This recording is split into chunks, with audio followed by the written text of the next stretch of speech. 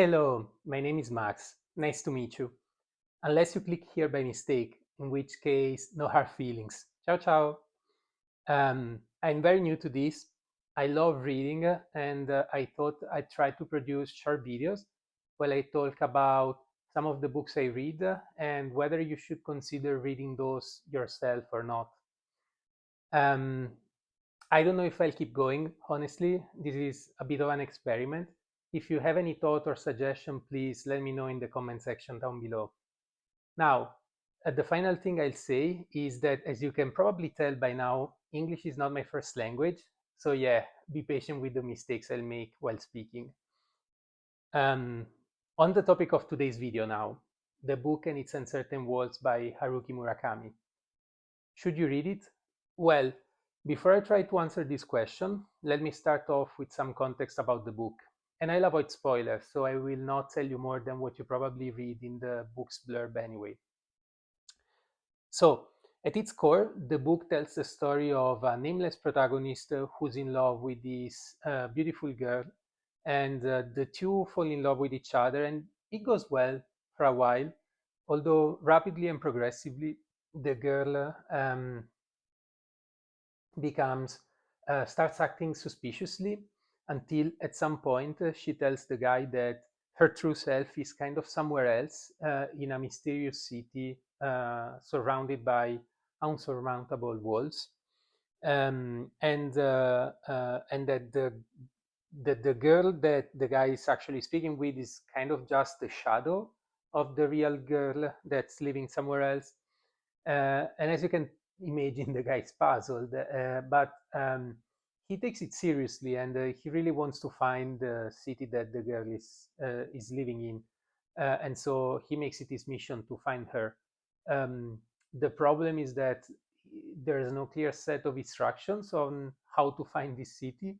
The only thing he knows is that you really need to mean it if you want to find it.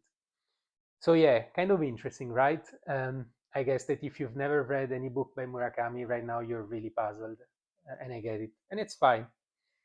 Um, I will not say more to avoid spoilers, and I will try to jump directly into some of the reasons why you should consider reading this book. And by the way, I will only give you reasons, as the ultimate answer, of course, is on yourself. The first reason I will give you is that this book transports you somewhere else. And if you've read any other past novel by Murakami, you know what I mean. It's dreamlike, it's nostalgic, it's um, dry yet emotional, and it's melancholic. It really makes you feel like for the duration of your read, you're somewhere else. And I love it. Um, the second reason why you should consider reading this book is that it is concealed as a love story, but I think that in reality the book is about personal development.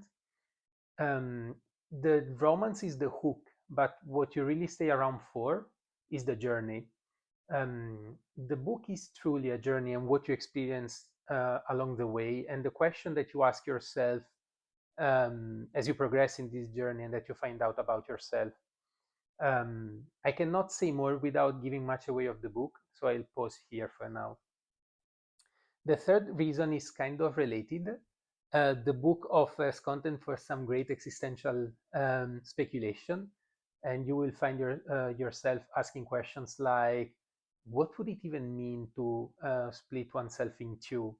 Or how do you read a dream? Or how can unmovable objects move even if ever so slightly?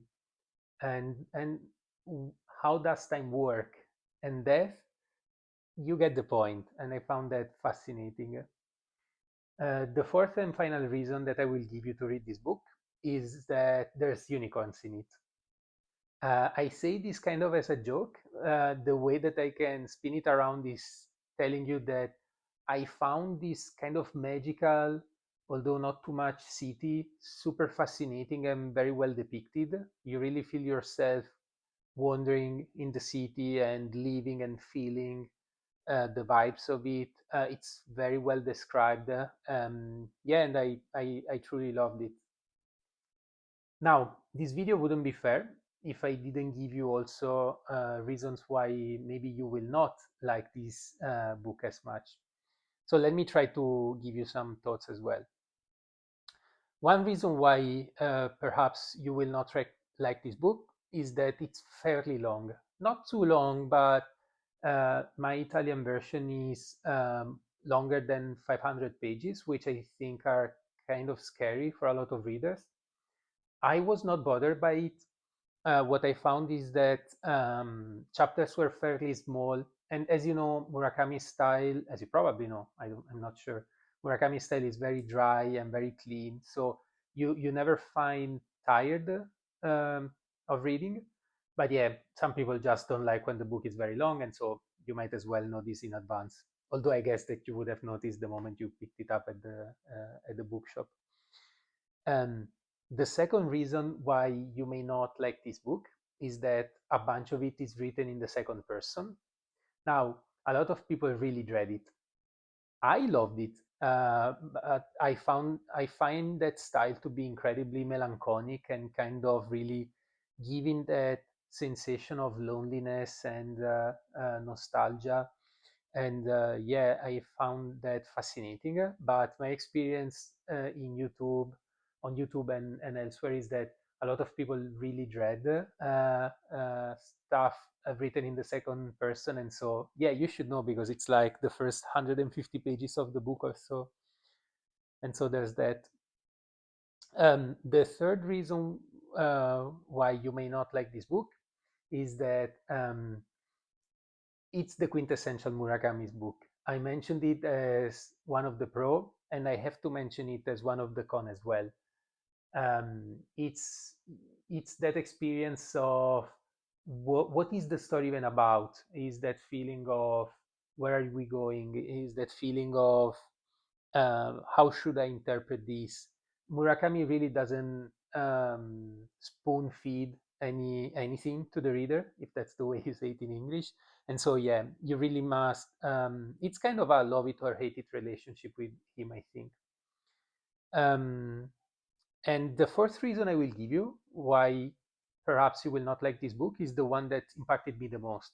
So maybe I should have started from this one. I'm not sure. Um, and what I will say is that apart from the protagonist, most characters are a bit shallow and one dimensional. There are other interesting characters in principle, like the girl, the guardian, and other people that appear in the novel. What I found is that a lot of their potential was kind of unused. There was a lot more that could have been used of those characters, and it felt a bit like they were just, you know, kind of collateral to the protagonist's experience. And so, yeah, that felt a bit fake to me. It's not a huge blocker, but I felt that that wasn't properly explored. So, yeah, those are some reasons why you should consider reading this book or not. Um, I really liked it. So overall, it's a book I would recommend. But yeah, it's probably not for everyone. And yeah, I'm curious to know if you've read it, what were your thoughts? And if you haven't, do you think that this video is helpful at all? So yeah, that could help me figure out if I should make more of those videos. Final call to action. I wouldn't mind it if you subscribe to the channel. It would help me answer the question of whether I should keep going or not. And yeah, really that's it. So thank you so much. See you soon. Ciao, ciao.